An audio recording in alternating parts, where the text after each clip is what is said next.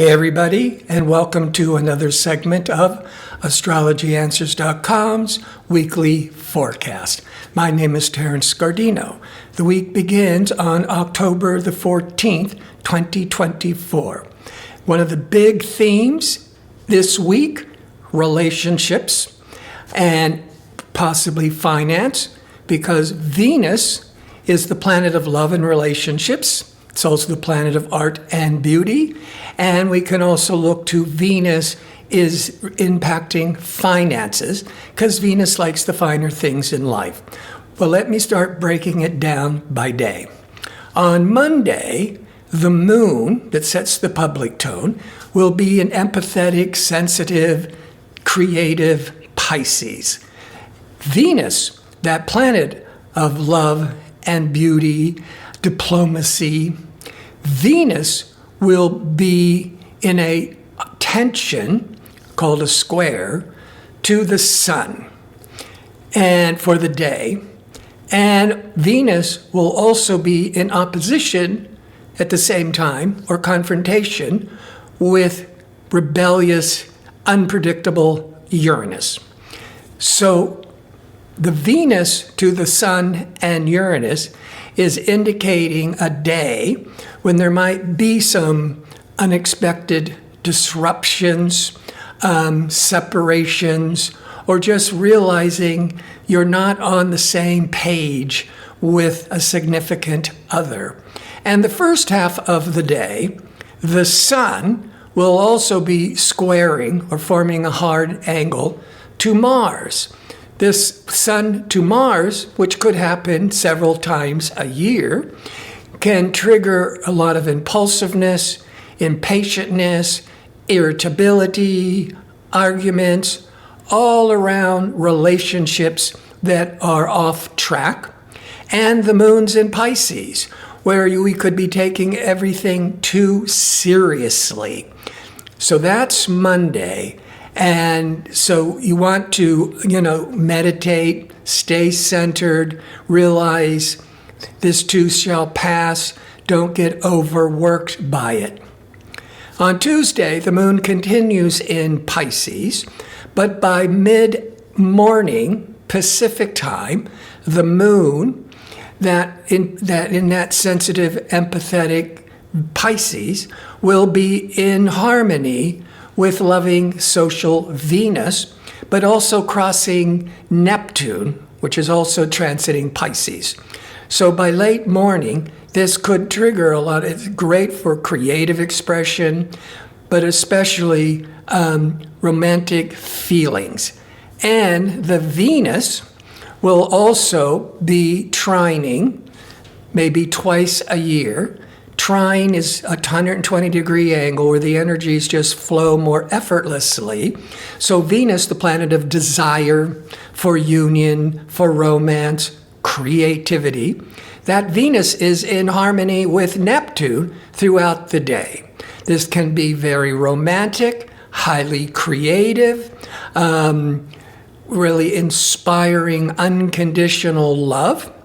At 1:35 p.m. Pacific time, the moon leaves sensitive Pisces and goes into fiery Aries. When the moon's in Pisces, we can lose ourselves in our feelings. We may be more prone to getting our feelings hurt. When the moon that sets the public tone goes into Aries once a year, there's this strong impulse to do your own thing, be more independent, more courageous. And that might be around the Venus trine Neptune, is letting somebody know how much you really care for them.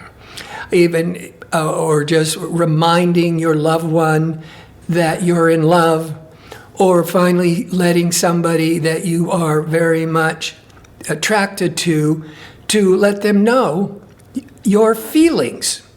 On Wednesday, the moon continues in fiery, assertive Aries, but by late evening, it's going to be in harmony with optimistic, expansive Jupiter. Most of you will be sleeping unless you're traveling at night. because a lot of flights leave in the evening. And so Jupiter brings protection, expansion, and travel.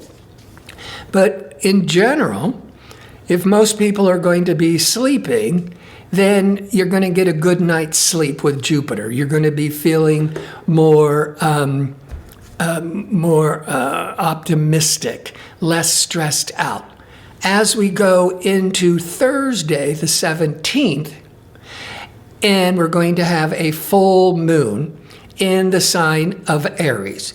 It's going to be peaking by late morning Pacific time.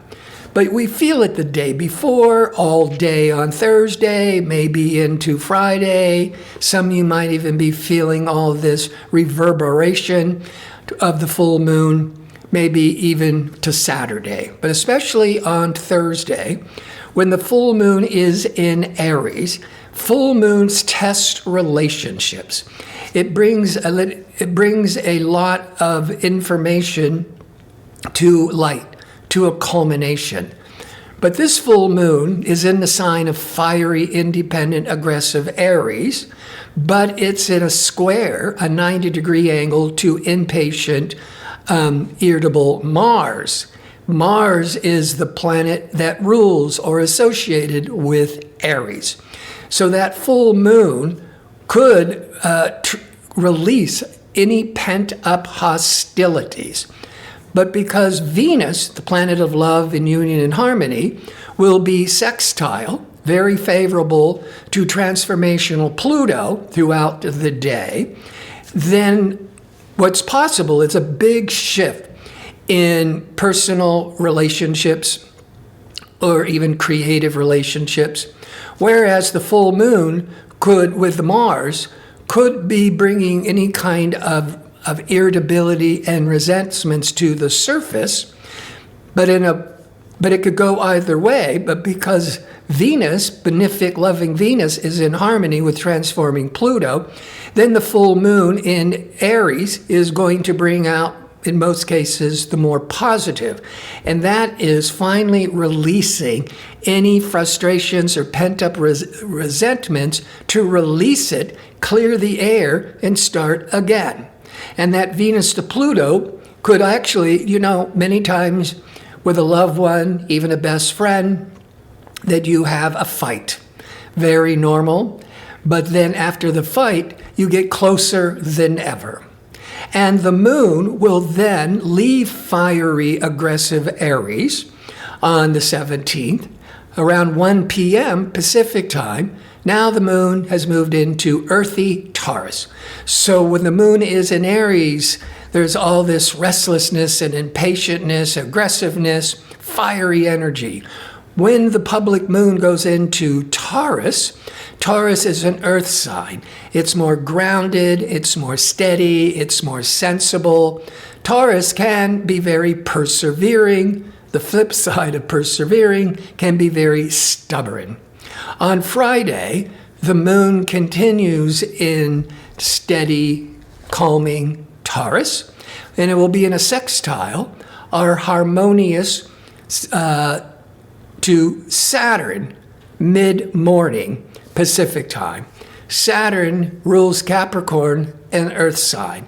The moon is in Taurus, an earth sign. So by mid-morning Pacific time, this is very grounding, very stabilizing, very good for feeling more confident and secure, very good for any kind of business decision-making.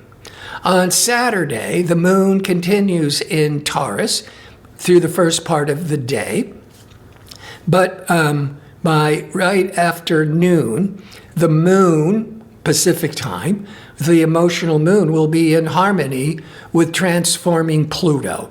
When the moon's in harmony with Pluto, our feelings, the moon, can run very deep, or we can really express our very deep feelings. And it can be a time of bringing more insights, because Pluto rules transformation, to our relationships and to our feelings. 1:08 p.m. Pacific time. Now the moon leaves steady Taurus and goes into Gemini. Where Taurus, for the general public, is you're just focused like a dog with a bone, achieving this goals and without wavering. It's sort of in general. But when the moon's in Gemini, we're all over the place. We're walking and talking and chewing gum at the same time. We're a lot of correspondence, a lot of brainstorming ideas, a lot of running around, a lot of errands. That's the moon in Gemini, Saturday into Sunday. And the moon in Gemini is but mid-afternoon Pacific time, will be in opposition or interaction with sociable Venus. So this is a good time that you could be really expressing your feelings, talking about your romantic feelings. It can be a very sociable, networking time. And it's ideal going into a Saturday evening if you are inclined to be going out and going on an outing for entertainment with friends to a party.